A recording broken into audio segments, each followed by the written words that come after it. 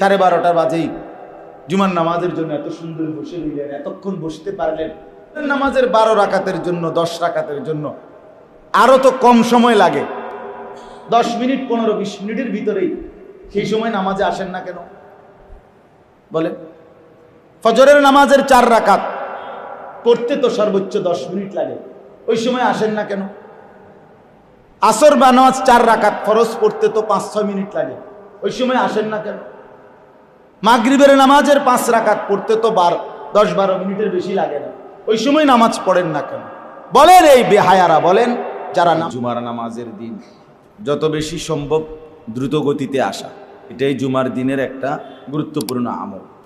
জুমার আজান হলেই তোমরা ছুটো আল্লাহর স্মরণ, আল্লাহর জিকির, খুতবা এবং নামাজ আদায়ের উদ্দেশ্য। এবং বলছেন যে বাজার, ব্যবসা, লেনদেন, চাকরি এগুলো বন্ধ করে দাও যখনই আজান হয়। এই নামাজ এবং সেজদার বিনিময়ে আল্লাহর কাছ থেকে যা পাবে তো তা তোমাদের এই তামাশা এবং তোমাদের ব্যবসা বেচা কেনার চাইতেও উত্তম।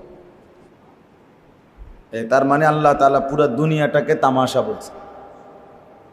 এই কথা কোরআনুল কারীমে বহু আয়াতে আছে, বারবার আল্লাহ বলছে দুনিয়া নিয়ে যে যত ব্যস্ততা করে সে তামাশাই করে, বরং তোমাদের এই তামাশা এবং তোমাদের এই ব্যবসা এর চাইতে আল্লাহর কাছে যা আছে, আল্লাহ যা দিবেন সেজদা এবং নামাজের বিনিময় দুনিয়াতেও আখিরাতেও, সেটাই উত্তম। আর আল্লাহ তাআলাই হচ্ছে সর্বোত্তম রিজিক দাতা, সব কিছু তার ফায়সালা। আল্লাহ তাআলা বলেন এমন কোনো কিছু নাই যেটার ভান্ডার, খনি ভান্ডার আমি আল্লাহর কাছে নাই।